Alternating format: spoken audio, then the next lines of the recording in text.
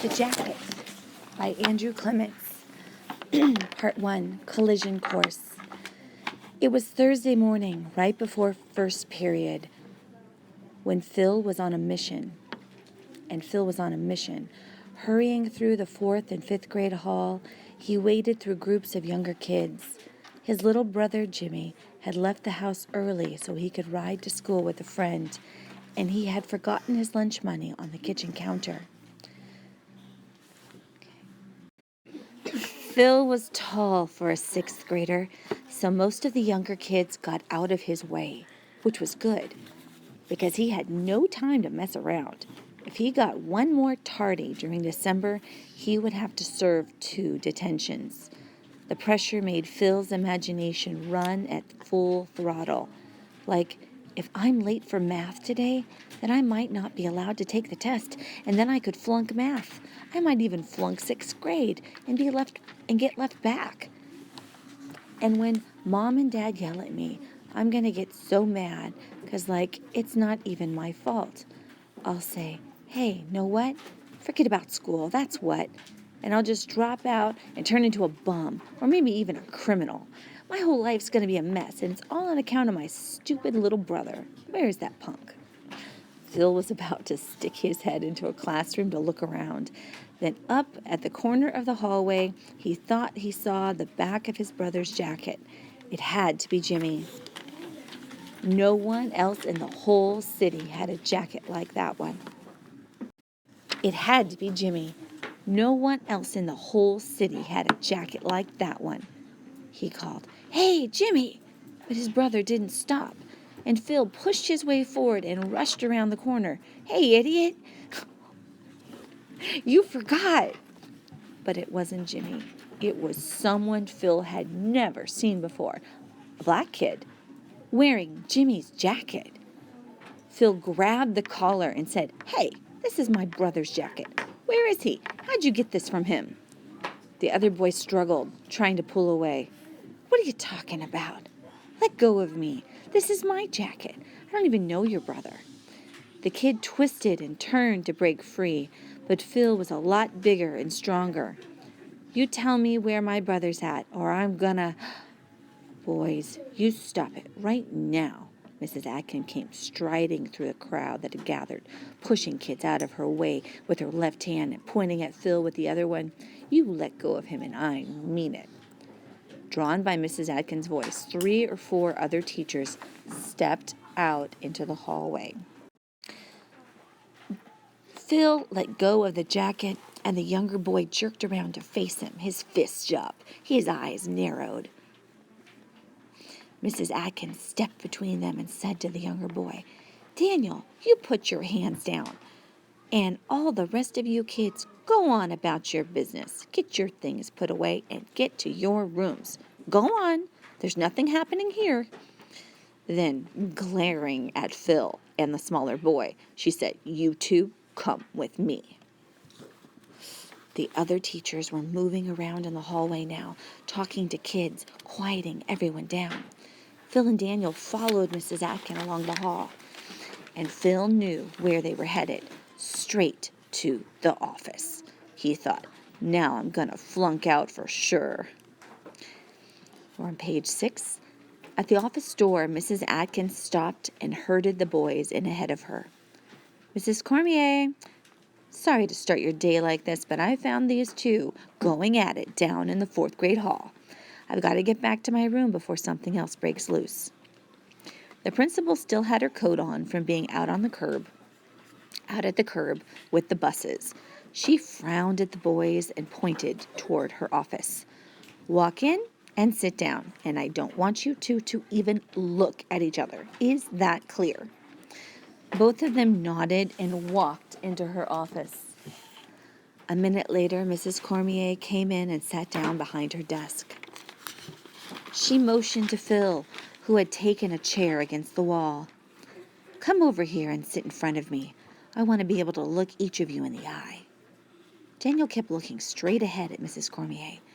When Phil was seated, she said, "Phil, you've got no business being in the 4-5 hall in the morning. Why were you there?"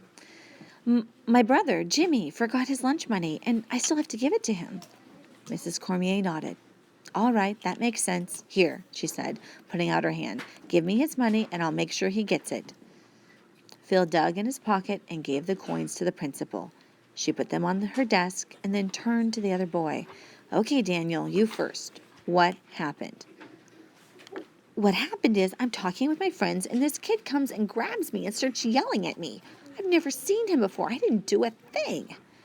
Mrs. Cormier turned to Phil. Did you grab him, Phil? Yeah, 'cause he stole my brother's jacket. That's my old jacket, and now it's my brother's, and this kid stole it, so I grabbed him. Liar! Daniel jumped to his feet and faced Phil, his fists clenched. I never stole a thing.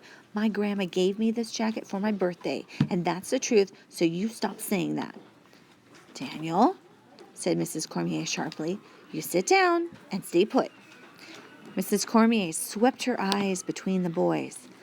I think this is a simple misunderstanding. Phil, isn't it possible that Daniel happens to have a jacket just like your brother's? Phil shook his head forcefully. No way. Page 10. No way. My mom bought that jacket when she went to Italy, and she brought it back for me. Go ahead, look at the label inside the neck. It's going to say Ricci di Roma. That's because she got it in Rome. Go ahead and look. That's my jacket. Mrs. Cormier stood up and walked around to the front of her desk. May I look at the label, Daniel? He shrugged, stuck his lower lip out. I don't care, 'cause this ain't his jacket. The principal gently pulled the collar of the jacket back and then twisted her neck and adjusted her glasses. Her eyebrows shot up. It says Ricci di Roma. See, I told you so, said Phil triumphantly. He stole it. Did not, you big liar. And if Mrs. Cormier hadn't been on her feet to catch him, Daniel would have been on top of Phil, fists swinging. She pushed him back into his chair and shouted, Silence! Not another word, either of you. Calling to the secretary through the open door, she said, Mrs. Dunn, get me the emergency cards for Philip Morelli and Daniel Taylor, would you? Right away. 30 seconds later, Mrs. Cormier was dialing her phone, then smiling and speaking. Mrs. Taylor, this is Mrs. Cormier, the principal at Daniel's school. Oh, no, he's fine, but there's been a disagreement this morning, and he's in the middle of it. It's about a jacket, the one Daniel says he got for his birthday. Another boy is here, and he says the jacket belongs to him. Can you tell me anything else that might help? Yes. Oh, yeah, I see. So it was a gift. Yes, I see. Well, that's it then. I'm awfully sorry to have bothered you. Yes, you too. Goodbye. Daniel turned to Phil. See, I told you so. It was a gift for me. Mrs. Cormier said, It turns out you're both right, boys. It turns out you're both right, boys. Someone gave that jacket to your grandmother, Daniel, and then she gave it to you.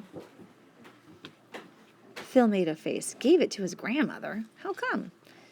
Mrs. Cormier started to say something. Then she stopped. She smiled awkwardly and said, Well, really, I think it was just to be kind. That's all. Something registered in Phil's mind, and his mouth dropped open. Turning to Daniel, he asked, Who's your grandma? What's her name? Daniel curled his lip. None of your business. But her name's Lucy Taylor. Phil's face reddened. Hey, look, I'm sorry I grabbed you, okay? You're right. It's your jacket. What? Daniel looked sideways at Phil, cocking his head as if he hadn't heard him clearly. You come and almost pull this thing off my back, and now you say, just keep it. What's that about? Phil looked at the floor. It's just that, I think I know your grandma, that's all. So the jacket's yours.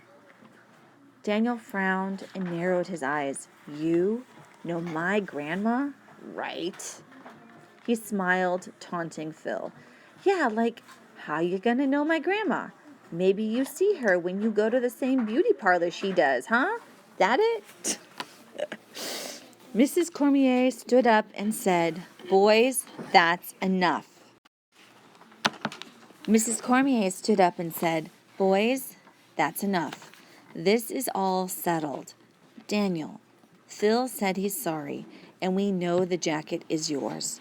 So both of you run along to class now. Mrs. Dunn will give you the notes for your teachers." Daniel stood up. He stuck his chin out and he said, "Fine with me, because this boy just keeps telling lies and lies, like how he knows my grandma." "I do too know her," Phil almost shouted. "I'm not a liar. I see her all the time because she's my mom's cleaning lady." The words seemed to echo off the walls. Daniel looked like he'd been punched in the stomach. He backed toward the office door, his face working angrily. He yanked the jacket open, pulled himself free of it, and threw it on the floor at Phil's feet. "There's your jacket. You take it and you tell your mama that my grandma and me don't need nobody being kind to us." And looking at Mrs. Cormier, he snarled, "Nobody."